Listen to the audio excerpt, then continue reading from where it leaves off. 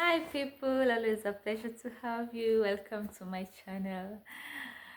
So some people have asked me and I've met this question quite a number of times, like how I got my visa. They've been curious, like, how did you get your visa? I want to tell you that there are no shortcuts about that and no back doors. You just have to make a sincere application, provide all the documents that are required, and there's no reason for them to deny you a visa actually, because the whole process is usually very transparent. So what is the process of doing an application for a visa? It will depend on the country you are applying for. You can check with their embassy online through the internet, and you will see the process and the documents that are required that they ask for. For some countries, they ask for services. They have outsourced services from other companies to carry out the paperwork for them, but the decision usually is still theirs. They're the one who decide on whether to give you the visa or not. So you might come across VFS, TLS, and sometimes directly through the embassy. And most of the time you will need to do an online application, which you can do through the embassy or through the service provider. You will need to create two accounts, one with the service provider and another with the embassy. So you'll need to do the online application, apply, fill out all the all the information that is asked for. Mostly it's basic information like your name, your address, the dates you intend to travel, the address you'll be traveling to, if you're employed, not employed. They might also need your pay slips, bank statements, depending on who will be financially supporting you during your stay abroad. So if someone else is supporting you financially when you are abroad, then you might not need to upload your bank statements or pay slips, and in other cases you might still need to do that. So that is basically about the online application. After you do the online application, you will need to print out that copy, download it and print it out, which you will carry with the other documents that are asked for to the service provider or the embassy to submit them on the date of your appointment, where they'll also take your biometrics, that is the fingerprints, and also a passport picture of you at the service provider or at the embassy. And you will need also to pay the visa fee at that time in cash mostly, but sometimes you might be asked to do that when you are filling out your online application. Another thing, there's a point I remember just now. I wanted to point out, but it has disappeared. If I remember it when I'm making this video, I'll be sure to add it. So what are most of the documents they ask for together with the online application? It's your passport. You must have a passport, so you will get a passport copy of the first page of your passport. You'll do a copy of that. All stamps you've had before if you've traveled, and the visas you've had which are stuck together in your passport, you need to take copies of that.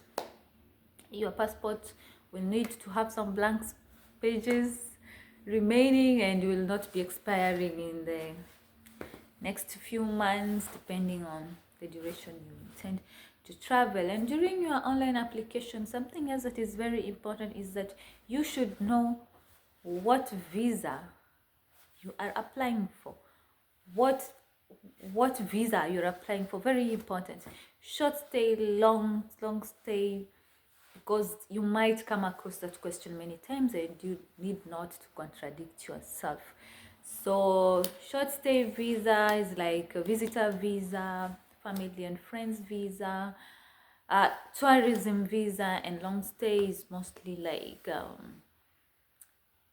when you need to stay longer, maybe to work or something else. So the most common kind of visa, I think, would be the short stay visa, and that is usually the best option to try for when you are applying to visit. You will also need to like tell the dates you intend to travel. You will need to have a reservation, a re-reservation, which you can get with a travel agent. Tours and travel company can provide you with a reservation for your flights to and fro. So you must have your return tickets, but you don't need to pay for your flights at this time. You just need to make a reservation. You also need to take an insurance. So like for Schengen countries, they provide a list of the insurance companies that you can take your insurance cover with. The premium mostly can be from around 4,000, 5,000, 9,000, depending on the duration of your stay and which insurance company you choose to use, and which category you want to choose from. Usually there's like basic, silver, premium, diamonds, sorry, not premium, platinum, diamond, and such stuff. But I think for all of them, so long as Schengen, it covers the required amount that is usually specified that it should cover, that is around 30,000 euros, yeah, during your stay at the Schengen area. Okay, and after that, so you have your passport, you've done your passport copy of the first page and any other visas you have in the stamps. You have your online application form printed, you have your insurance cover, you have your flight return ticket to and fro anyway, and pay slips and bank statements for the last 3 months and sometimes 6 months if you are supporting yourself during your stay. And in case someone else is supporting you, this can be your host and it can be someone else. So they will need to provide you with either their bank statements or pay slips, depending on what the embassy is asking for. Hopefully you have a supportive person that is willing to support you and give you all the documents that you require from their side, and also the invitation letter, which will be your host, from your host, saying that they are inviting you to spend time with them. And your reason for visit should also be well laid out. You should know it when you are doing your online application, because you'll meet that question and you need to say your reason of visiting. Can be to spend time with your boyfriend, can be for touring purposes. So your invitation letter will also mention out your reason for traveling, and this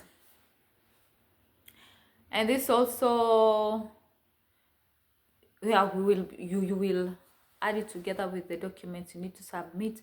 So these are part of the documents you will get from the person inviting you, and if they are the ones supporting you, so you'll get their bank statement, their pay slips, on the invitation letter. You will need proof of accommodation, which shows their address, and you might also need a document that shows the family composition. This proves more that they are able to support you during your stay. Remember that not everyone can be able to financially support you, so hopefully you can get all the documents you require from them to prove sufficiently that they can do that.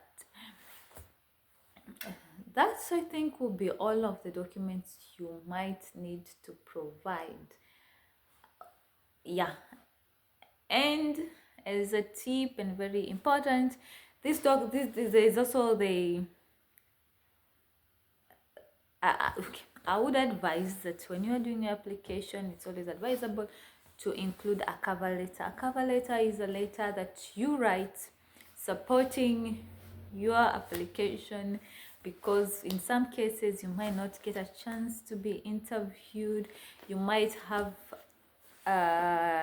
reasons you want to explain more and you don't have this chance to do because there is no interview, or when the consular is looking at your application, they might get questions that they might have asked you, but since there is no interview, then you don't have a chance to fully explain yourself or for them to understand your whole situation.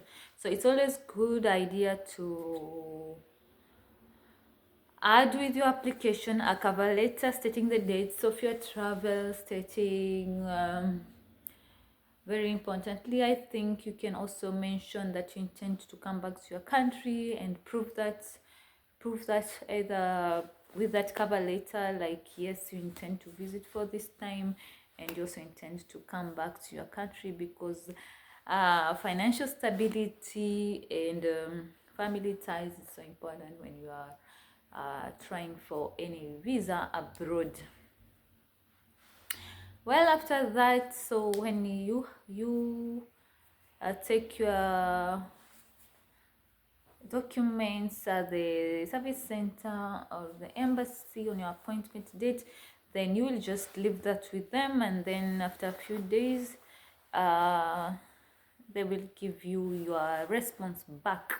Usually if it's a service center, they usually like inform you on your application process, like your papers have now, or your documents have now left the service center, usually the same day, like within an hour, to the embassy, and they tell you about all the process, how your application is being processed, like it's being processed now, it is ready, you can come back for your passport, because you usually leave your passport with them.